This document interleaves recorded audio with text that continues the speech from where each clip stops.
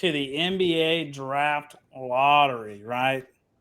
Thank God the Spurs got the number 1 overall pick. Who did you not want to get it? Anybody but fucking Charlotte, Detroit, or Houston. What's wrong with Charlotte? What's wrong with Charlotte? You can't. I think this. If you are in tank mode where you are considered for a top 5 pick year after year after year, you should have 2 years before your pick is automatically kicked back out of the top 5. There should be tanking rules, but Charlotte would have been pretty good. I mean, LaMelo and Victor Wembanyama, like, come Charlotte's on. a great town. It's a great city. That team would be good, but it's like, come on, Charlotte, get it together. Come on, Houston, get it together. Come on, Detroit, get it together. Orlando, get it together. So Detroit, Orlando, and Houston got what they deserved with that draft lottery. You know, San Antonio sucks for like 2 years. They get number 1. Like, you know, their last 2 number 1 picks. Little quiz, Vance. Go ahead. Who was it, I'm going to say the Admiral and Tim Duncan. Actually, yes, you're all right. Good job. Mm. So, Vance saw the commercial. I didn't see a commercial, but I did see them talking about that on ESPN today because the whole opening segment today was, Victor Wembanyama. Well, I got some news flashes for you guys about Victor Wembanyama. At 7'4", 230, right? He's a scrawny dude at 230, but he's 7'4", so I get it, right?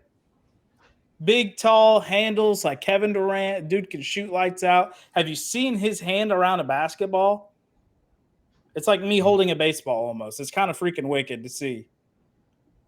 But name a guy 7'3" and above that has played in the league for a long time and been effective in the league for a long time.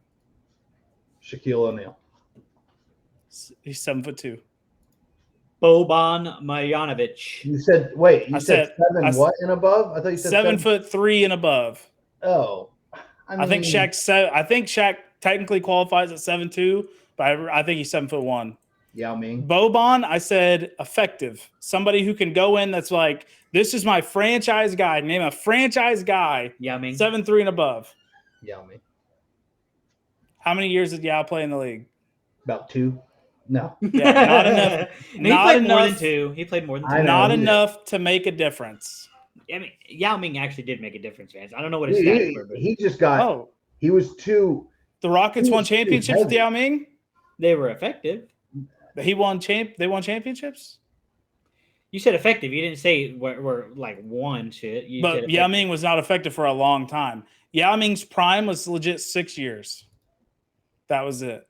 If we get 6 years out of Victor from draft to 6 years down the road, that's a bust.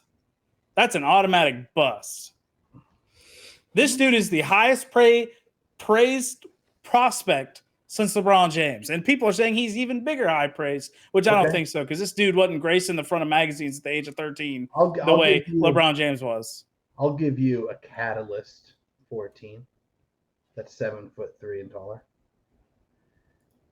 The legend, Zydrunas Ilgauskas. No. He went to the finals, Vance. We're not count. He got carried to the finals. Whoa! That dude dude saying made to the finals. That dude hopped in LeBron's backpack and took a ride. What about the OG? The whole roster took a ride. Let's not act like anybody on that roster was solid here. You're right, though. You have a point. I'm looking at all these 7'3" and aboves, and there's not one that can say I played 10 plus years in the league and was one of the most dominant players in the league during that span of time. The way Victor Wembanyama is being cast, and there's health issues. All those guys that are 7'3" and above have had health issues that have impacted their play. Is Wembanyama going to be available for at least 60 games a year? That's what we can hope. That's what the Spurs are kind of banking on, I think. He hasn't had any injuries yet, but it's the NBA. It's a different game than EuroLeague. Yeah, I guess what Sean Bradley had the most success. That's who I compare him to all the 94 time. to 2005.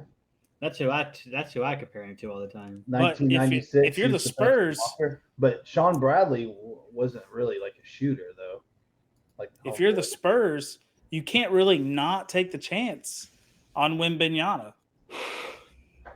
But all I'm saying is history tells us he's not going to play 10 years in the league, a healthy 10 years. History, he could be an anomaly. He very well could be. And I don't hope anything bad against him. But history tells us he will not last 10 years in the NBA. Wow.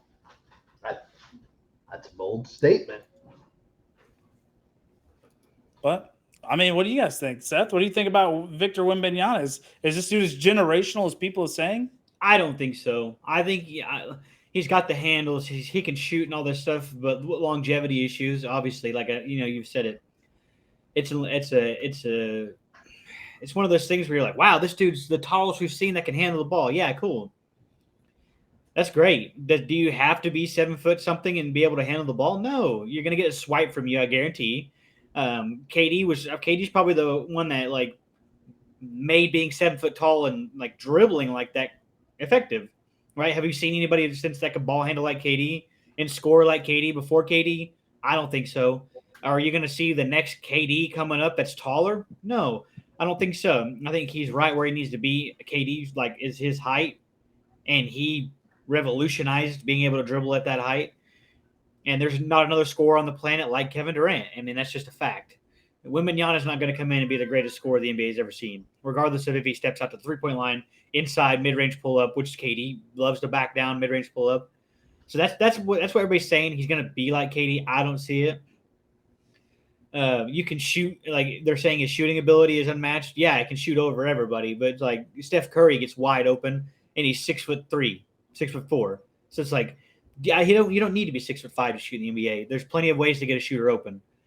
I don't know. The hype's a little hyped up. I don't think he's been against a whole lot of crazy competition playing overseas. He played in the what is that? The 36ers? Whatever that is. Is that the G League? Did he play in the G? He played in the G League, right? I think you have to be drafted to be in the G League. Yeah, he's 19, so as soon as he got out of school, he's been playing. Well, I don't know. Like I don't follow Wembanyama, so excuse my ignorance, but I don't know. I don't think it's anything special. Good assessment. Good assessment. Yeah. What do you think, Barrett? I mean, yeah, just like you haven't really seen him. I've seen some highlights and stuff. I mean, seems like he can hold his own there, where he's been playing, but in certain times, yeah, and he can definitely shoot. But I'm on the same wagon as Vance here. Those super tall guys. Listen, if he scales, becomes a superstar in a couple years, and takes care of his body and brings the Spurs to a championship, I mean, good. But after 6 to 8 years, when like all everything's wearing down on him, the big guys are wearing down on him, man. Like, I don't know. There's videos of him, like there's a 6'2" like guy that's actually like built like big, not like a skinny 6'2" or 7'2". Sorry, I said 6'2", 7'2", like a built 7'2", just bullying Victor. I mean, hell, Kenny Lofton Jr., there's highlights of him bullying Victor down low just because he's small. He's like, he can't face a big body. That's what he's going to face in the NBA. You think Victor Wembanyama, and I know I'm speaking out the ass here because, we have Chet Holmgren, and it's going to be the same situation for us. We can't hate on Victor too much. I'm a City fan. It's going to be like, oh, God. I see 76ers coming up, and I'm like, Jesus Christ, here we go. But once again, if you're a Spurs fan, you got to look at it and be like, oh, God. Here comes Joel Embiid. Here comes Jokic. Here comes Giannis. It's like, well, maybe not Giannis because he's not really a back-to-the-basket guy. And well, maybe he is. I don't watch Milwaukee Bucks basketball. But he's going to get back down. He's going to get scored on. Can he grab the board? Yes. Can he lay it in over his people? Yeah, but I don't – he's got to gain strength. He's definitely got to gain strength. I think Victor is not – I think he's – I would almost put him in the project pile just because of the way he's not going to be able to probably to defend at a caliber level. Like blocks, yes. Stopping the other bigs, maybe not.